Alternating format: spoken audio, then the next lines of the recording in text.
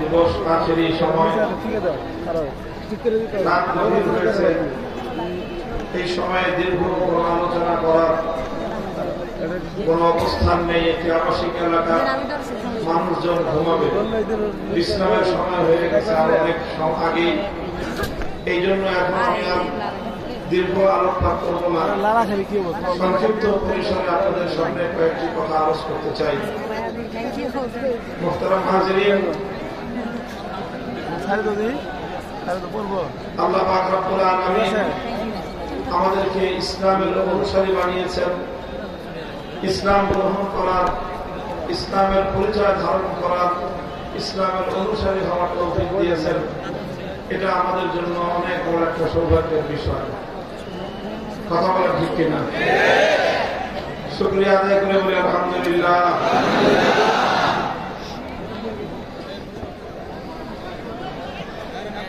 আমাদের বুজুর্গদের মধ্যে একেবারে কাছাকাছি একজন বুজুর্গ আমরা দেখেছি আমাদের সময়। এখানে যারা মোটামুটি 40-50 বছর বয়স যাদের আছে তারাও দেখেছেন, বাকিরা সকলে নাম শুনে থাকবেন। হযরত হাফিজ হুজুর রহমাতুল্লাহ আলাইহি নাম শুনেছেন? জীবনের দীর্ঘ একটা সময় তিনি মেহনত করেছেন। ঘরের বদ্ধ দুয়ারে, ঘরের দুয়ার বন্ধ করে মাদ্রাসা, মসজিদ, খানকাহের মধ্যে জীবনের শেষ প্রান্তে এসে তিনি বাংলাদেশে খেলাফতের ডাক দিয়েছিলেন। হাফিজ হুজুর রহমাতুল্লাহ আলাইহি তিনি ময়দানে নেমেছিলেন, মাঠে নেমেছিলেন, তিনি রাজনৈতিক অঙ্গনে নেমেছিলেন। হাফিজ হুজুরের যে রাজনীতি ছিল, সেই রাজনীতির মধ্যে প্রধান দুটো শব্দ ব্যাপকভাবে আলোচিত ছিল। একটা শব্দ হল, তিনি বলেছিলেন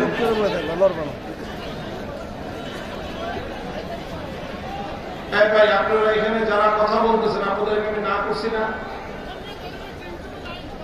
আরে ভাই আপনাদেরকে না করছি, কথা পরে কথা বলবেন না, পারলে হাত দিয়ে বসান, আর না পারলে সরে যান এখান থেকে। আপনারা কথা বলতেছেন, এই লোকটা আপনি কথা বলতেছেন কেন? কেউ কথা বলবেন না। আপনারা যদি দেখতে সমস্যা হয় উঠে যান, কিন্তু কাউকে কথা বলবেন না, আপনারা চিৎকার করবেন না। অল্প সময় কথা বলবো, আপনাদের কথা সামনে সামনে আমাদের সময় চলে যাবে। হাফিজ হুজুর রহমাতুল্লাহ আলাইহির যে রাজনৈতিক তৎপরতা, সেখানে দুটো শব্দ, দুটো কথা খুব প্রচার হয়েছিল। একটা হলো তিনি ডাক দিয়েছিলেন তওবার রাজনীতি। কি রাজনীতি? হাফিজ হুজুর বলেছিলেন আমার রাজনীতিটা হলো তওবার রাজনীতি। এই তওবার রাজনীতির কথা বাংলাদেশের মানুষ এর আগে কখনো শুনে নাই। এই যে লোকটা কথা বলছে মুখটা চেপে ধরেন না কেন? আপনার আশেপাশে যারা আছেন কথা বলেন কেন? আবার এই আরেকজনকে চুপ করতে বলেন কেন? আপনি মুখ দিয়ে হাত দিয়ে ইশারা করেন, যে কথা বলার মুখ চেপে ধরবেন। একটা মানুষ আপনার কথা শুনতেছেন না বাম দিক থেকে, কথা বলবো পিছন থেকে।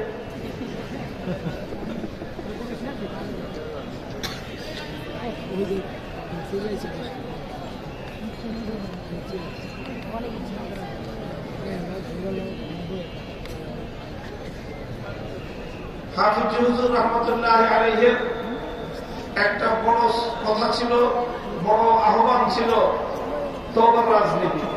কিসের রাজনীতি? তওবার রাজনীতির অর্থ কি? তওবার রাজনীতির অর্থ হল, শরীয়তের মধ্যে, ইসলামের মধ্যে একটা কথা আছে, যেইভাবে যেই পাপ করা হয় সেই পাপের তওবাটা ওইভাবেই করতে হয়। কেউ যদি কোনো একটা পাপ সমস্ত মানুষের সামনে প্রকাশ্যে করে, তাহলে তার তওবা করার উপায় হলো, পদ্ধতি হলো, সমস্ত মানুষের সামনে প্রকাশ্যে তাকে তওবা করতে হবে।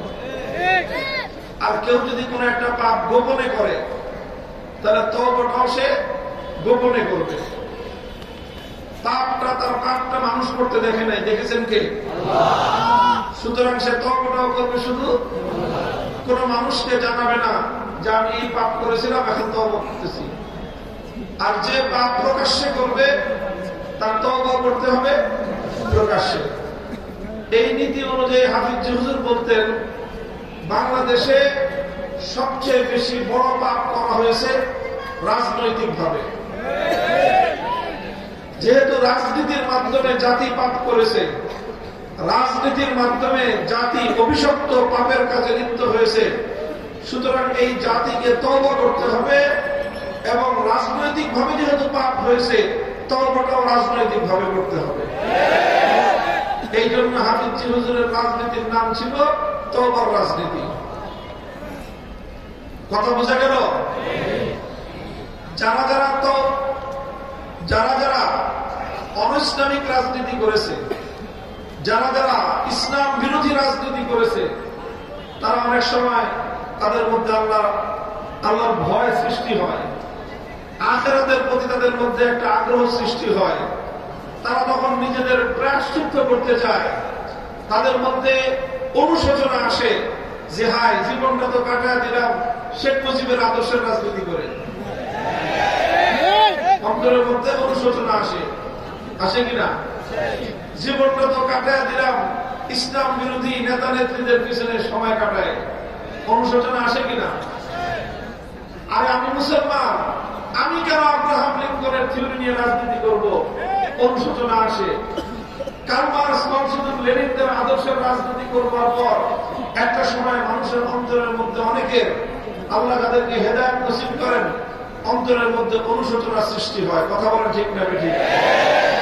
তখন তার রাস্তা খুঁজে যে আমার এই পাপ করেছি, এটা থেকে আমি প্রায়শ্চিত্ত করতে চাই, আমি আমার পাপের প্রায়শ্চিত্ত করতে চাই। উপায় কি? তখন তার উপায় হলো, তুমি রাজনৈতিক ভাবে অপরাধ করেছো, পাপ করেছো, এখন থেকে তুমি আল্লাহর জমিনে আল্লাহর দ্বীনকে বিজয়ী করবার জন্য রাজনীতি করবা। এটাই হলো তোমার পাপের প্রায়শ্চিত্ত। কথা বলে ঠিক না বেঠিক? হযরতে ওয়াহশী ইবনে হারব রাদিয়াল্লাহু তাআলা আনহু, আল্লাহর নবীর একজন সাহাবী, তিনি ইসলাম গ্রহণ করবার আগে অনেক বড় একটা অন্যায় করেছিলেন, অনেক বড় অন্যায়। তিনি উহুদের জিহাদে নবীজি সাল্লাল্লাহু আলাইহি ওয়াসাল্লামের অত্যন্ত প্রিয়, নবীজির আপনজন, নবীজির অভিভাবক, নবীজির চাচা হামজা ইবনে আব্দুল মুত্তালিব রাদিয়াল্লাহু তাআলা আনহুকে তিনি শহীদ করে দিয়েছিলেন। তখন ওয়াহশী কাফের ছিলেন, অমুসলিম ছিলেন। হযরত হামজা রাদিয়াল্লাহু আনহুর শাহাদাত আল্লাহর নবীর হৃদয়ে যত বেশি আঘাত দিয়েছিল, নবীজির হৃদয়কে যত বেশি কষ্ট দিয়েছিল, ইতিহাসে আমি আর খুঁজে পাই নাই যে অন্য কারো মৃত্যু আল্লাহর নবীকে এত বেশি কষ্ট দিয়েছিল। এমনকি হযরত খাদিজা রাদিয়াল্লাহু তাআলা আনহার মৃত্যু নবীজিকে অনেক কষ্ট দিয়েছিল। হযরত খাজা আবু তালেবের মৃত্যু আল্লাহর নবীকে অনেক কষ্ট দিয়েছিল। নবীজির সন্তানদের মৃত্যু নবীজিকে কষ্ট দিয়েছিল। কিন্তু হামজা রাদিয়াল্লাহু তাআলা আনহুর ওনার যে শাহাদাত এবং ওনার মৃত্যুর যে বিভৎসতা, এটা আল্লাহর নবীর হৃদয়ের মধ্যে এমন ভাবে আঘাত করেছিল যে নবীজি এক মুহূর্তের জন্য সেটা ভুলতে পারেন না। আর এত বড় অন্যায়টা করেছিলেন ওয়াহশী, নাম কি? ওয়াহশী ইবনে হারব। তিনি এই অন্যায়টা করেছিলেন ৩য় হিজরিতে উহুদের জিহাদের সময়। ৫ বছর পরে ৮ম হিজরিতে যখন মক্কা বিজয় হয়ে গেল, মক্কা বিজয়ের পরে ওয়াহশী রাদিয়াল্লাহু তাআলা আনহু ইসলাম গ্রহণ করলেন। লম্বা ইতিহাস আছে, আমি দীর্ঘ ইতিহাস বলতেছি না। তিনি ইসলাম গ্রহণ করলেন। তিনি নিজের চেহারা ঢেকে একটা প্রতিনিধি দলের সাথে আল্লাহর নবীর কাছে এসেছেন। পুরা প্রতিনিধি দল কালেমা পড়ে মুসলমান হয়ে গেল। সেই দলের মধ্যে ঢুকে ওয়াহশী তিনিও মুসলমান হয়ে গেলেন। যখন মুসলমান হয়ে গেছেন, তখন তিনি নবীজির সামনে গিয়ে পরিচয় দিচ্ছেন যে হুজুর, আমি ওয়াহশী। নামটা শোনার সাথে সাথে আল্লাহর নবীর ৫ বছর আগের যে দুঃখ, কষ্ট, রক্তক্ষরণ, সেটার জখমটা আবার তাজা হয়ে গেল। নবীজি তাকে প্রথম প্রশ্ন করলেন, আনতা কাতালতা আম্মি হামজাতা, তুমি সেই ওয়াহশী যে আমার চাচা হামজাকে উহুদের জিহাদের ময়দানে শহীদ করেছিল, সেই ওয়াহশী তুমি? হযরত ওয়াহশী বুঝতে পারলেন যে আল্লাহর নবীর হৃদয়ে অনেক বড় আঘাত লাগছে। তখন তিনি বললেন যে হুজুর, আপনি যা শুনছেন সেটাই সত্য, সেটাই সত্য। আল্লাহর নবী তখন ওয়াহশীকে বললেন যে ওয়াহশী, তুমি তো কালেমা পড়ে ইসলাম কবুল করছো, আল্লাহ তোমাকে মাফ করে দিবেন, কিন্তু কথা হলো যে তোমাকে দেখলেই আমার মনে কষ্ট লাগবে, তোমাকে দেখলে আমার হৃদয়ে রক্ত ঝরবে, তোমাকে দেখলে আমার চাচা হামজার শাহাদাতের দৃশ্য আমার চোখে ভেসে উঠবে, আর বারবার আমার হৃদয়ে আহত হবে, বারবার আমার হৃদয় থেকে রক্ত ঝরবে। ফাহাল তাস্তাতিউ আন তুগাইয়িব ওয়াজহাকা আন্নী, ওয়াহশী, তুমি কি একটা কাজ করতে পারবা যে কোনদিন যেন আমার চোখের সামনে তোমাকে আমি না দেখি, কোনদিন তুমি আমার চোখের সামনে পড়বা না। হযরত ওয়াহশী বিচক্ষণ মানুষ ছিলেন, তিনি বুঝতে পারছেন যে আমাকে দেখলেই নবীর হৃদয়ে কষ্টটা তাজা হয়ে যাবে, কাজেই নবীকে কষ্ট দিয়ে সফলতা পাওয়া যাবে। তিনি বললেন, ইয়া রাসূলুল্লাহ, আমি আপনার চোখের সামনে দিয়েই যে গেলাম, আর কোনদিন আমি আপনার চোখের সামনে আসবো না।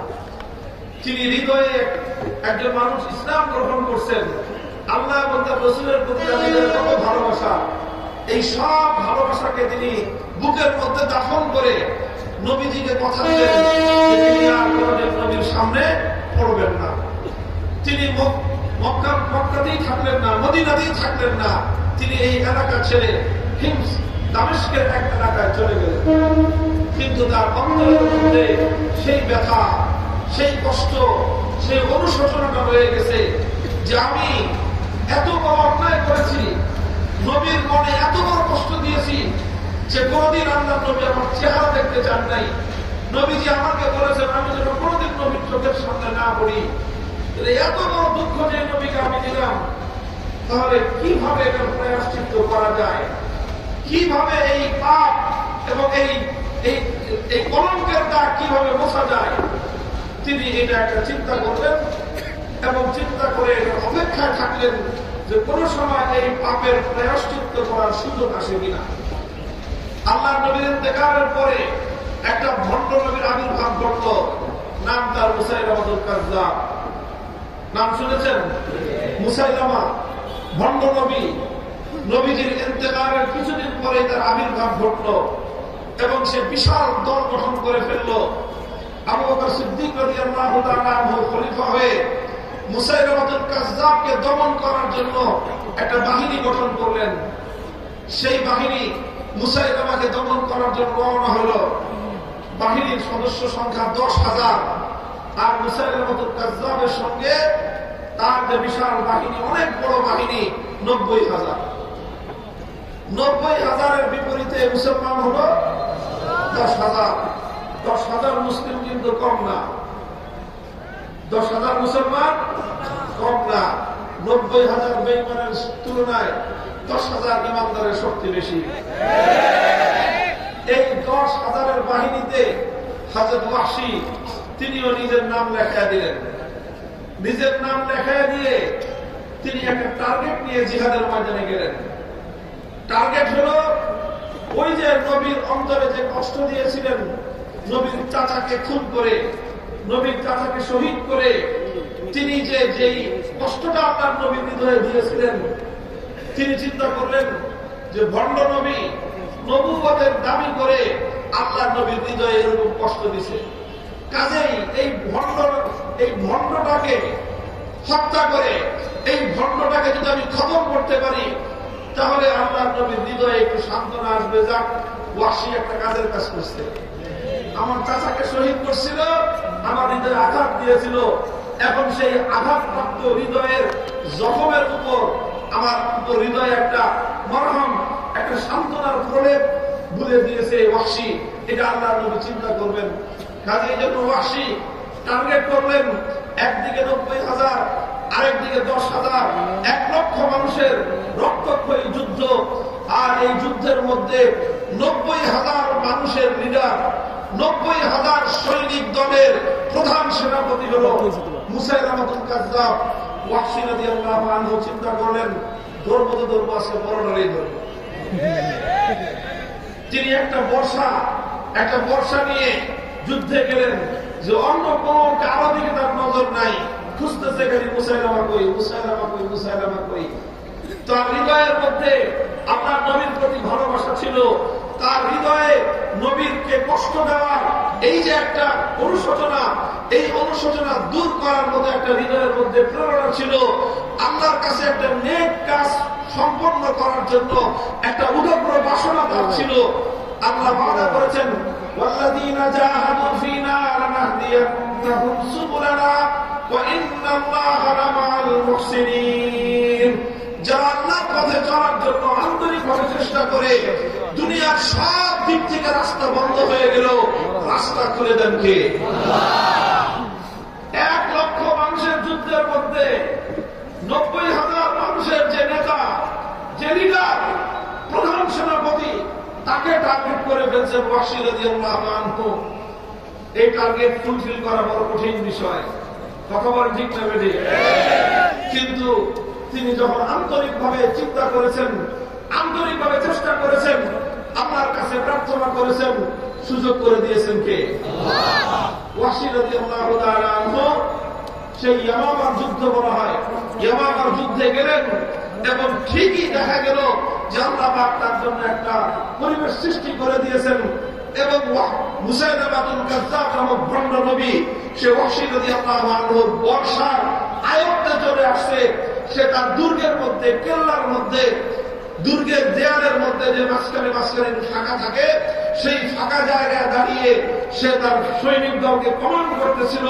একটা নিরাপদ জায়গায় ওয়াহশী রাদিয়াল্লাহু আনহু চুপে চুপে কাছাকাছি গিয়ে এমন জোরে বর্ষাকে আঘাত করেছে, বুকের ভিতর দিয়ে বিদ্ধ হয়ে পিঠের নিচ দিয়ে বের হয়ে গেছে, উপর থেকে পড়ে একেবারে সেই সরাসরি জাহান্নামে চলে গেছে। আল্লাহ পাক রব্বুল আলামিন ওয়াহশী রাদিয়াল্লাহু তাআলা আনহু তিনি যে রকম অন্যায় করেছিলেন, ঠিক সেই রকম একটা নেক কাজের মাধ্যমে তিনি তার পাপের প্রায়শ্চিত্ত করেছেন। কিয়ামত পর্যন্ত আনেওয়ালা উম্মতের কাছে একটা দৃষ্টান্ত রেখে গিয়েছেন। এই জন্যই আমরা বলি, সাহাবায়ে কেরামের মধ্যে তোমরা যে কোনো দৃষ্টান্ত খুঁজতে চাও, সমস্ত দৃষ্টান্ত সাহাবীদের জিন্দেগিতে পাবা। এই জন্যই সাহাবায়ে কেরাম মেয়ারে হক, এই জন্যই সাহাবায়ে কেরাম সত্যের মাপকাঠি। কেউ জীবনে অনেক বড় অন্যায় করে ফেলেছ, যে কেউ জীবনে অনেক বড় পাপ করে ফেলেছ, কেউ তার জীবনের লম্বা সময় অতিক্রম করেছ আল্লাহর কোরআনের বিরুদ্ধে রাজনীতি করতে গিয়ে, কেউ তার জীবনের লম্বা সময় অতিক্রম করে ফেলেছ কার্ল মার্কস, মাও সেতুং আর লেনিনের আদর্শের রাজনীতি করতে গিয়ে, কেউ তার জীবনের লম্বা সময় পার করে ফেলেছ ধর্ম নিরপেক্ষতাবাদ নামক কুফরি মতবাদকে প্রতিষ্ঠা করার জন্য, কেউ তার জীবনের লম্বা সময় পার করে দিয়েছ দুনিয়াদার ভোগবাদী সেকুলারিজমের মতো এই ধরনের বস্তা বোঝা রাজনীতির পিছনে জীবনের মূল্যবান সময় ব্যয় করেছ। এখন তোমার হৃদয়ে অনুভূতি সৃষ্টি হয়েছে, অনুশোচনা সৃষ্টি হয়েছে। এবার তুমি ঘুরে দাঁড়াও, তুমি জেগে ওঠো, তুমি মাথা তুলে দাঁড়াও। এবার তুমি শপথ করো, জীবনে যেই সময়টুকু আমি কোরআনের বিরুদ্ধে রাজনীতি করতে গিয়ে কাটিয়েছি, তার প্রতিটি মুহূর্তের বদলায় আমার জীবনের আগামী মুহূর্তগুলো আল্লাহর জমিনে আল্লাহর কোরআনের শাসন কায়েম করবার রাজনীতির জন্য আমি উৎসর্গ করলাম।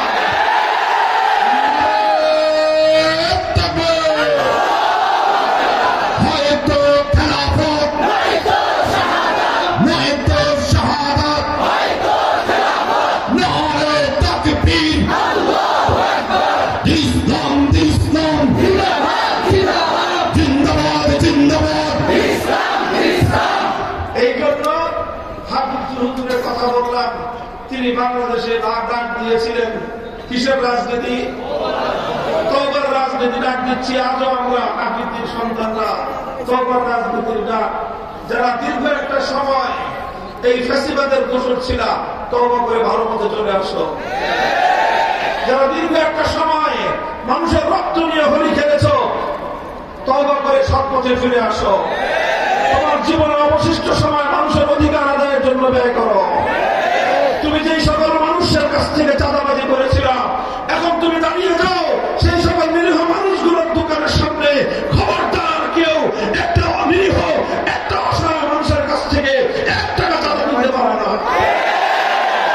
এটাই হলো তওবার রাজনীতি। হামিদ রহমতুল্লাহ আলাইহির রাজনীতির এটা ছিল একটা প্রধান কথা, মূল একটা বৈশিষ্ট্য।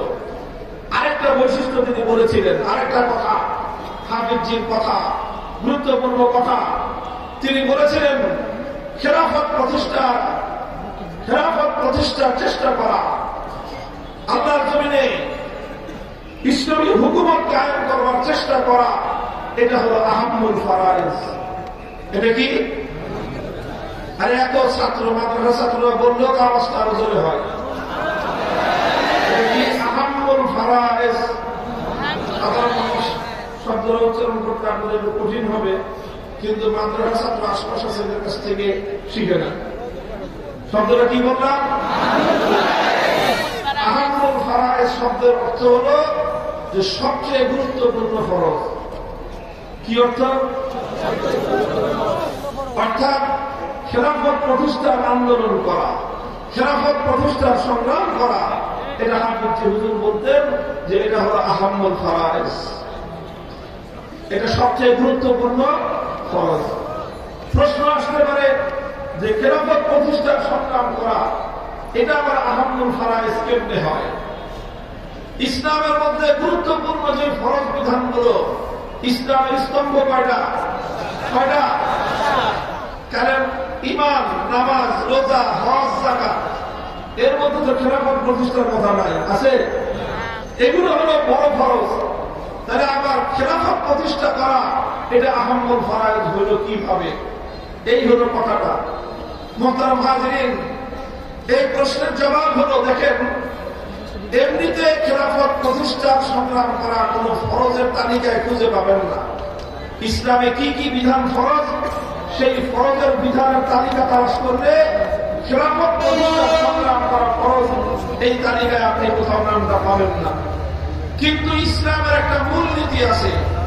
মূলনীতিটা হলো এই যে কোন একটা ফরজ বিধান পালন করার জন্য যেই কাজ না করলে ফরজ বিধান পালন করা যায় না, ইসলামী শরীয়তের নীতি অনুযায়ী সেই কাজটাও ফরজ হয়ে যায়। বুঝেন না এই কথা? মা ইয়াকিফু আলাইহিল ফারাইজ, মা ইয়াকিফু আলাইহিল ফারদ ফাহুয়া আইতাম ফরজুন। যেটা না হলে ফরজ আদায় করা যায় না, সেটা করাও কি ফরজ। যেরকম ধরেন আপনারা, আচ্ছা বলেন তো, শরীয়তে উযু করা, বুঝেন উযু করা? আচ্ছা উযু করার বিধান কি বলেন তো? উযু করার বিধানটা কি বলেন? স্বাভাবিকভাবে ফরজ। আমার অনেকেরই এখন উযু নাই, তারা কি ফরজ তরক করতেছে? উযু করা ফরজ না, উযু করা স্বাভাবিক অবস্থায় সুন্নত না। হ্যাঁ, উযুর সাথে সবসময় থাকা এটা মুস্তাহাব। তাহলে কিন্তু কোন কোন সময় উযু করাটা ফরজ হয়ে যায়। তখন যেমন ধরেন একজন মানুষ মাগরিবের নামাজ পড়ে নাই সময় মতো, যে কোনো কারণে পড়তে পারে নাই, যখন সে নামাজ পড়ার মতো পরিবেশ পাইছে, তখন তার হাতে সময় আছে মাগরিবের ওয়াক্ত আর মাত্র 5 মিনিট। কয় মিনিট? মাগরিবের ওয়াক্ত আছে কয় মিনিট? 5 মিনিট। কিন্তু তার ওযু নাই। কি নাই? এখন তার 5 মিনিটের মধ্যে মাগরিবের ফরজ নামাজ পড়তে হবে কয় রাকাত? আচ্ছা একদম রকেট গতিতে যদি কেউ 3 রাকাত নামাজ পড়ে, খুব দ্রুত গতিতে, কয় মিনিট লাগবে? কমপক্ষে 3 মিনিট। যত দ্রুত গতিতে মাদ্রাসার হেফজখানার পোলাপানরাও 3 মিনিটের কমে হেফজখানার পোলাপানরাও মাগরিবের 3 রাকাত পড়তে পারবা। সবচেয়ে দ্রুত গতিতে নামাজ পড়ে কারা? মাদ্রাসার হেফজখানার ছাত্র। এরাও কিন্তু 3 রাকাত 3 মিনিটের কমে করতে পারবে। মানে 2টা বৈঠক আছে, এই 2 বৈঠকের সময় দেওয়া হবে। তাই জন্য 3 মিনিটের কমে 3 রাকাত নামাজ পড়া যাবে না। সময় আছে কয় মিনিট? আচ্ছা এখন তার ওযু নাই, এখন সে যদি নামাজ পড়তে চায়, ওয়াক্ত মতো নামাজ পড়া হলো ফরজ। ওয়াক্ত মতো নামাজ পড়া, ওয়াক্ত আছে 5 মিনিট। এই 5 মিনিটের মধ্যে যদি সে মাগরিবের নামাজ আদায় করতে চায়, তাহলে তাকে প্রথমে 2 মিনিটের মধ্যে উযু করতে হবে। এই 2 মিনিটের মধ্যে উযু করা তার জন্য ফরজ। এই 2 মিনিটের মধ্যে উযু নামাজ হলো কি 2 মিনিটে ওযু করা ফরজ, এরপরে 3 মিনিটে নামাজ পড়া তার জন্য ফরজ। আচ্ছা এখন দেখেন তার ফরজ কয়টা ফরজ? 1 নম্বর হলো ওযু করা ফরজ, আর তারপরে হলো নামাজ পড়া ফরজ। আচ্ছা এবার বলেন আপনারা, ফরজ তো হবে 2টা, সময় আছে, কোনটা আগে করবে? কম দিকে এখন নামাজ আগে করবে না ওযু আগে করবে? গুরুত্ব বেশি তো নামাজের, গুরুত্ব বেশি কোনটা? নামাজের। কিন্তু নামাজ আগে করবে না ওযু আগে করবে? এখন নামাজের গুরুত্ব যতই হোক, ওযু ছাড়া নামাজ পড়ার উপায় এই জন্য আগে ওযু করতে হবে। ওযু করার উপরে নামাজ পড়া ডিপেন্ডেন্ট, এই জন্য ওযু করা ফরজ এবং নামাজের চেয়ে আগের ফরজ। ঠিক এইভাবে যে কোনো ফরজ বিধান যে কারণে আদায় করা যায় না, সেই কারণ দূর করাও ফরজ। যদি যে রাষ্ট্র ব্যবস্থা ইসলাম বিরোধী রাষ্ট্র ব্যবস্থা, ইসলাম বিরোধী সংবিধান ব্যবস্থা যদি কোথাও চালু থাকে, যেমন আমার বাংলাদেশের বর্তমানে সাংবিধানিক যে ব্যবস্থা আছে, এই ব্যবস্থা, রাষ্ট্রীয় যে ব্যবস্থা আছে সেই ব্যবস্থা, আদালতের আইনি যে বিচার ব্যবস্থা আছে এই ব্যবস্থা, এই সবগুলি হলো কুফরি ব্যবস্থা।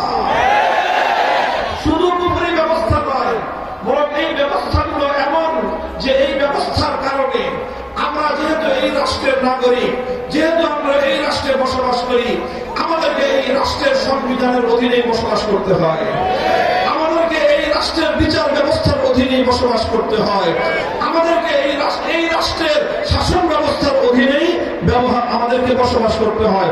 কথা বলে ঠিক না ঠিক? সেটা একজন সাধারণ মানুষ হন, একজন সাধারণ মুসল্লি হন, একজন ইমাম হন, একজন আলেম হন, যেই হন না কেন, হাজি গাজী পাজি সব এই রাষ্ট্রের অধীনে, সংবিধানের অধীনে, বিচার ব্যবস্থার অধীনে, শাসন ব্যবস্থার অধীনে তাকে থাকতে হয়। আর এই ব্যবস্থার অধীনে থেকে কোন ব্যক্তি পরিপূর্ণ ঈমানের উপর আমল করতে পারে না। ইভেন আমিও পারি না, আলেমরাও পারেন না, আপনারাও পারেন না, কেউ পারেন না। এই রাষ্ট্রের মধ্যে থাকতে গিয়ে, এই রাষ্ট্রের কুফরি সংবিধানের আওতায় থাকতে গিয়ে, এই রাষ্ট্রের কুফরি ব্যবস্থাপনার অধীনে থাকতে গিয়ে আমাদেরকে ইচ্ছায় হোক অনিচ্ছায় হোক, বাধ্যতামূলক ভাবে হলেও অনেক জায়গায় ঈমান বিরোধী কার্যকলাপ পরিচালনা করতে হয়। তাহলে ঈমান বিরোধী কার্যকলাপ যখন পরিচালনা করতে হয়, তখন ঈমান সম্পূর্ণ থাকলো না ঈমানের মধ্যে ত্রুটি দেখা দিল?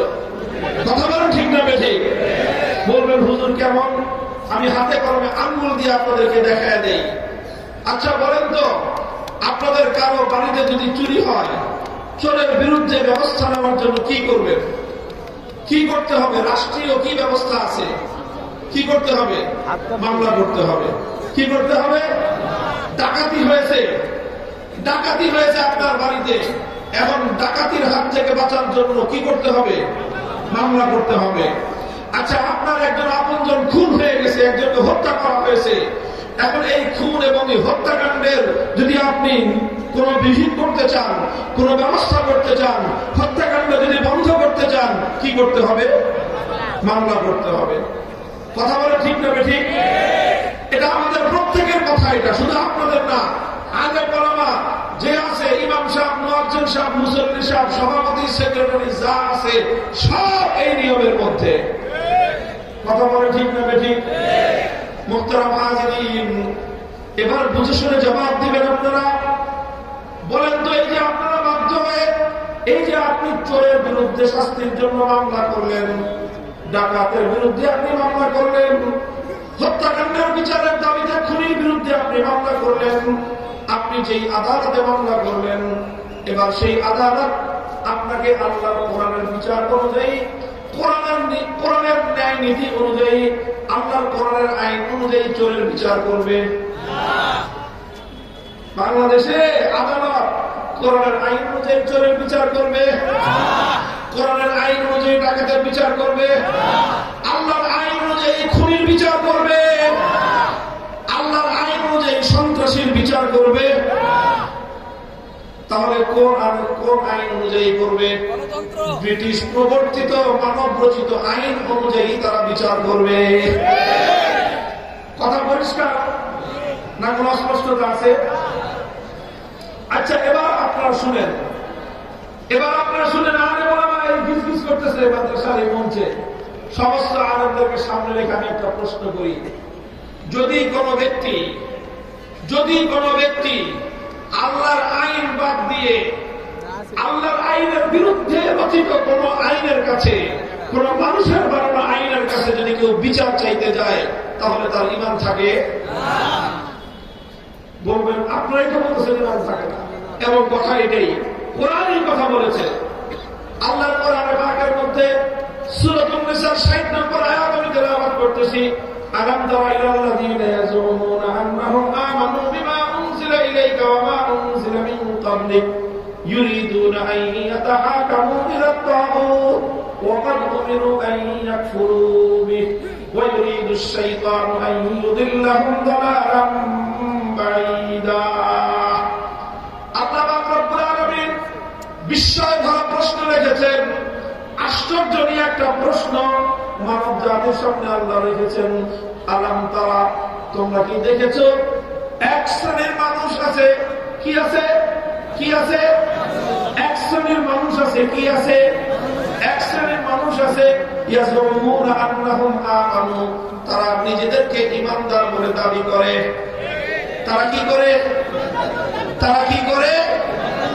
নিজেদেরকে ঈমানদার বলে দাবি করে। তারা কি করে? কথা বলেন না কেন? তারা কি করে? নিজেদেরকে ঈমানদার বলে দাবি করে। এই কথা কে বলতেছেন? ইয়াজুমুনা আন্নাহুম আমানু, যাআমা ইয়াজুমু, দাওয়া করা, দাবি করা। তারা দাবি করে যে তারা নাকি ঈমানদার, অথচ আল্লাহ বলতেছেন ইউরিদুনা আন ইয়াতাহাকামু ইলাত তাগুত, অথচ তারা আল্লাহর আইন বাদ দিয়ে মানুষের বানানো আইনের কাছে বিচার চায়। কোরআন বলতেছে যে ব্যক্তি মানুষের বানানো আইনের কাছে, আল্লাহর আইন বাদ দিয়ে মানুষের বানানো আইনের কাছে বিচার চাইবে, সে আর কিছু হতে পারলেও ঈমানদার হতে পারে না। কোরআনে পাকের সূরাতুল বাকারা তেলাওয়াত করেন, আয়াতুল কুরসি তো সকাল সন্ধ্যা জিনভূত তাড়ানোর জন্য তেলাওয়াত করেন, কিন্তু আয়াতুল কুরসির মধ্যে আল্লাহ শুধু ওই জিনভূত তাড়ানোর কথা বলে নাই। আল্লাহ আয়াতুল কুরসির মধ্যে সবচেয়ে বড় ভূত অর্থাৎ মানব রচিত আইনকে তাড়ানোর কথা আল্লাহ বলে দিয়েছেন। আল্লাহ বলছেন ক্বাদ তাবায়্যানা আর-রুশদু মিনাল গায়য়্যি ফামান ইয়াকফুর বিত-তাগুতি ওয়া ইউমিন বিল্লাহি ফাকাদ ইসতামসাকা বিল-উরওয়াতিল উসকা। আল্লাহ বলছেন তাবায়্যানা আর-রুশদু মিনাল গায়য়্যি, কোনটা সঠিক পথ সেটা স্পষ্ট, কোনটা ভুল পথ সেটাও স্পষ্ট। ফামান ইয়াকফুর বিত-তাগুত ওয়া ইউমিন বিল্লাহ, তুমি যদি সঠিক পথে থাকতে চাও শুধুমাত্র আল্লাহর উপর ঈমান আনাই যথেষ্ট নয়, বরং আল্লাহর উপর ঈমান তখনই তোমার গ্রহণযোগ্য হবে যখন তুমি তাগুতকে অস্বীকার করবা। আল্লাহর বিরুদ্ধে যারা আইন তৈরি করে, যতক্ষণ পর্যন্ত তুমি আল্লাহর বিরুদ্ধে আইন তৈরিকারীদের মানব রচিত সেই আইনকে তুমি অস্বীকার করতে না পারবা, যতক্ষণ পর্যন্ত তুমি মানব রচিত আইনকে তুমি অস্বীকার করতে না পারবা, ততক্ষণ পর্যন্ত তোমার ঈমান আল্লাহর নিকট গ্রহণযোগ্য হতে পারে না। আবার প্রশ্ন করছি, প্রশ্ন জবাব পরিষ্কার। এটা আমি বলি আর আপনি বলেন না বলেন, আল্লাহ কোরআন পরিষ্কার করে দিয়েছে যারা আল্লাহর আইন বাদ দিয়ে মানুষের বানানো আইনের কাছে বিচার চাইতে যায়, তারা আর কিছু হতে পারে, হাসি হতে পারে, পাসি হতে পারে, গাজী হতে পারে, ইমানদার হতে পারে না। তাহলে এবার বলেন, আপনারাই তো বললেন, আপনারাই তো মানলেন, কোরআন যেহেতু বলছে না মেনে উপায় আছে। কোরআন যেহেতু বলে দিয়েছে যে আল্লাহর আইন বাদ দিয়ে গায়রুল্লাহর আইনের কাছে বিচার চাইতে গেলেই ঈমান শেষ, তাহলে আপনারা যারা চোরের শাস্তি চাইতে গেলেন মানুষের বানানো আইন অনুযায়ী, আপনারা যারা ডাকাতের শাস্তি চাইতে গেলেন মানুষের বানানো আইন অনুযায়ী, আপনারা যারা, আমরা যারা খুনির বিচার চাইতে গেলাম মানুষের বানানো আইন অনুযায়ী, কোরআনের ফয়সালা অনুযায়ী, ঈমান আছে না গেছে? ইমান আছে না গেছে? মহাবিপদ না বলেন? এখন ব্যাপার তো এরকম যে আমাদের তো বাধ্য হয়ে যাইতে হয় মামলা করতে আদালতে। এই আদালত ছাড়া তার কোন উপায় নাই। কথা বলে ঠিক না বেঠিক? কিন্তু কোরআনের ফয়সালা অনুযায়ী তো ইমান নাই। যে তো বলবেন কেউ, হুজুর আসলে কি তার ইমান নাই? না, ইমান আছে। ইমান দণ্ডা ফালাম, ইমানটা আছে। কেন ইমানটা আছে? কেন ইমান আছে? কারণ আপনি আল্লাহর আইনের বাইরে মানুষের বানানো আইনের কাছে শখে যান নাই, আগ্রহ নিয়ে যান নাই, বাধ্য হয়ে গেছেন।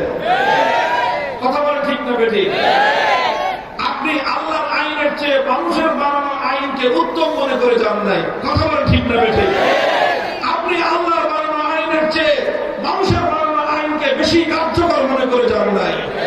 তাহলে আপনি কেন গেছেন? বাধ্য হয়ে গেছি। যারা বাধ্য হয়ে যায় তাদের ইমান থাকে, আর যারা খুশিতে খুশিতে যায় তাদের ইমানও গেছে, বেঈমানও হয়েছে।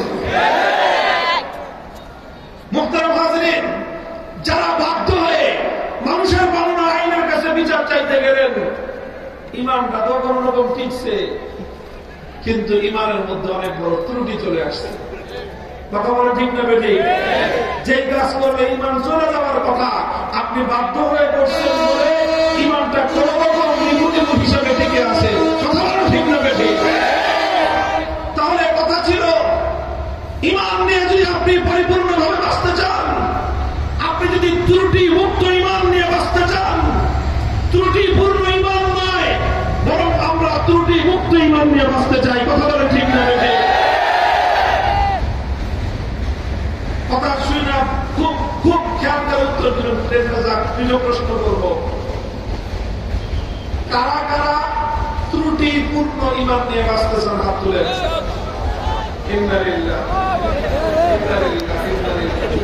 বাংলা ভাষা বুঝেন না? আবার শুনেন, কারা কারা ত্রুটিপূর্ণ ইমান নিয়ে বাঁচতে চান? অর্থাৎ আপনার ইমানের মধ্যে ত্রুটি থাকুক, এটা কে চান? কেউ চান? ত্রুটি মুক্ত ইমান নিয়ে কারা বাঁচতে চান? আমাকে অভিযান করেন। তাহলে আমরা সবাই চাই ত্রুটি মুক্ত ইমান নিয়ে বাঁচতে। আমাদের ইমানের ত্রুটি থাকুক, এটা আমরা কেউ চাই না। কথা বলেন ঠিক না বেঠিক? এখন আপনি বর্তমান এই জাহিলি সমাজ ব্যবস্থায়, এই কুফরি রাষ্ট্র ব্যবস্থায়, এই কুফরি সংবিধানের অধীনে যদি আপনাকে থাকতে হয়, তাহলে ত্রুটি মুক্ত ইমান নিয়ে থাকবার কোন উপায় নাই।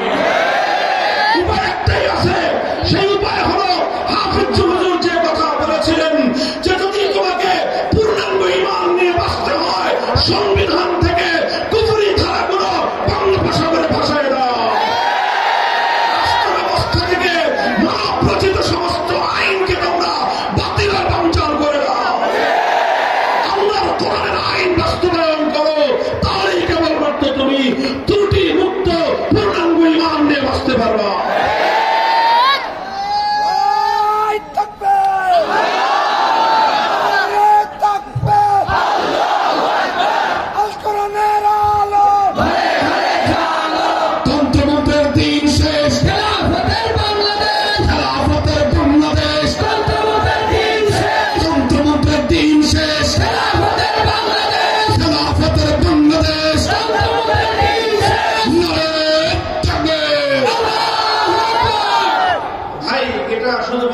স্লোগানের কথা না, এটা শুধু আবেগের কথা না, এটা কিন্তু আপনার এবং আমার ইমানের সাথে গুরুত্বপূর্ণ প্রশ্নের কথা। কথা বলেন ঠিক না বেঠিক? এই রাষ্ট্রে বসবাস করে একেবারে ইমানের পথে কোনো বাধা আসবে না, ইমানের পথে কোনো অন্তরায় আসবে না, এটা সম্ভব না। আপনি যেভাবেই যান, নানা কাজের মধ্যে, নানা কথার মধ্যে আপনাকে নানা ধরনের বাধার সম্মুখীন হতে হবে। এই জন্যই হাফিজ হুজুর বলেছিলেন যে তুমি ইমান নিয়ে ভালোভাবে বাঁচতে পারবে না, তুমি নামাজ পড়বা, তোমার নামাজ পরিপূর্ণ হবে না, যাকাত আদায় করবা, যাকাতও পরিপূর্ণ আদায় হয় না। রাষ্ট্রের অসংখ্য নাগরিক সুন্দরভাবে নামাজ পড়তে করতে পারে না, সহিভাবে যাকাত আদায় করতে পারে না, ইসলামের অসংখ্য বিধান এই সমাজে পরিপূর্ণভাবে আদায় হয় না। তার কারণ একটাই, রাষ্ট্র ব্যবস্থা কুফরি, সংবিধান কুফরি, শাসন ব্যবস্থা কুফরি, বিচার ব্যবস্থা কুফরি। পূর্ণাঙ্গ ঈমান নিয়ে বাঁচতে হলে আল্লাহর প্রত্যেকটা বিধানকে পরিপূর্ণভাবে আদায় করলে নিজের ব্যক্তিকে যেমন পরিশুদ্ধ হতে হবে, পরিবারকে যেমন পরিশুদ্ধ করতে হবে, রাষ্ট্র ব্যবস্থাকেও সমস্ত কুফরি জঞ্জাল থেকে মুক্ত করতে হবে।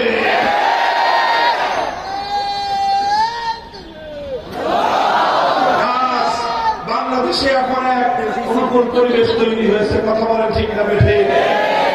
দেখেন, যারা ফসলের মাঠে কাজ করে অভ্যস্ত তারা জানেন, মাঠে সবসময় ফসল ফলানো যায় না। আরে 12 মাস কি ফসল ফলানো যায়? ফসলের নির্দিষ্ট সিজন আছে, কিছু সময় আছে, ওই সময় ফসলের মাঠ চাষাবাদের জন্য উর্বর হয়ে ওঠে, কথা বলেন ঠিক না বেঠি? সেই সময়ে পানি দিয়ে হাল চাষ করতে হয়, সেই সময়ে ক্ষেতের মধ্যে ফসল ফলাতে হয়, সেই সময় যদি তুমি নাকে তেল দিয়ে ঘুমাও, এরপর 3 মাস পরে তুমি ঘুমায় থেকে উঠে আসছো, তখন দেখবা সমস্ত কৃষক তার গোলা ফসল দিয়ে ভরতেছে, আর তুমি তখন দিন খালি হাতে নাচবা। তোমার গোলায় ফসল যাবে না, কারণ তুমি জমিন যখন চাষাবাদের উপযুক্ত ছিল, জমিন যখন উর্বর ছিল, তখন তুমি চাষাবাদ করো না। বাংলাদেশের মাটি আবু সাঈদ আর মুগ্ধতার রক্ত দিয়ে আজ ইসলামী বিপ্লবের জন্য উর্বর হয়ে আছে। ইসলাম বিরোধী ভারতীয় আধিপত্যবাদ থেকে আমার এই শাহজালালের পূর্ণভূমিকে মুক্ত করার জন্য জমিন এখন উর্বর হয়ে উঠেছে। ভারতের বিরুদ্ধে একসাথে মুগ্ধের রক্ত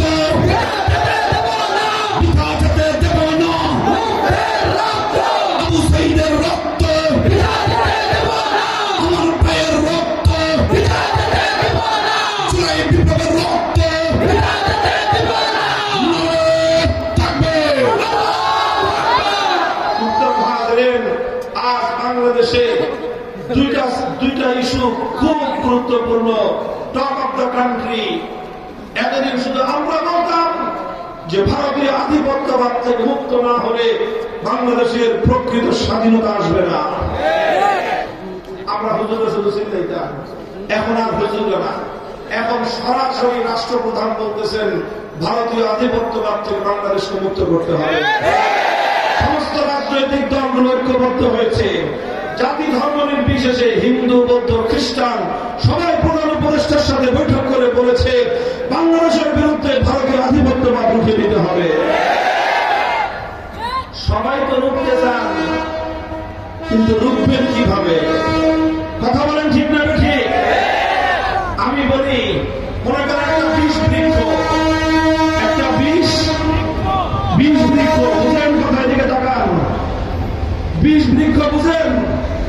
সেই গাছ থেকে বিষ ছড়ায়, এরকম একটা বিষ বৃক্ষ। আপনি সেই বিষ বৃক্ষের শেকড়ের মধ্যে, গোড়ার মধ্যে পানি ঢালেন, আর বৃক্ষের একদিকে ডাল ছেড়ে দেন, এতে বিষ বৃক্ষ মরবে আর নতুন করে তাজা হবে? যদি বিষ বৃক্ষের হাত থেকে মুক্তি চান, শেকড় শুদ্ধ উপরে ফেলতে হবে। ভারতীয় আধিপত্যবাদের শেকড় বাংলাদেশে ৭২-এর সংবিধান। ৭২-এর সংবিধান তৈরি হয়েছিল বাংলাদেশের মানুষের ইচ্ছায় নয়, ভারতের তৎকালীন প্রধানমন্ত্রী শ্রীমতী ইন্দিরা গান্ধীর ইচ্ছায়। বাংলাদেশের ৭২-এর সংবিধানের মূলনীতি মুক্তিযুদ্ধের মূলনীতি নয়, ভারতীয় সংবিধানের গোলামীর দাসত্বের মূলনীতি। ৭২-এর সংবিধানের মাধ্যমে বাংলাদেশকে ভারত মাতার চরণ তলে বলি দেওয়া হয়েছিল, বাংলাদেশের স্বাধীনতার অর্জনকে জবাই করা হয়েছিল। ৭১-এর মুক্তিযুদ্ধের চেতনাকে ৭২-এর চেতনার মাধ্যমে হাইজ্যাক করা হয়েছিল। ভারতের রাষ্ট্রের যে সংবিধানের যে মূলনীতি ধর্ম নিরপেক্ষতাবাদ, এটা সর্বপ্রথম বাংলাদেশে আমদানি হয় ৭২ সালের এই সংবিধানের মাধ্যমে। আজও পর্যন্ত আমার স্বাধীন বাংলার সংবিধানে ভারতের আধিপত্যবাদের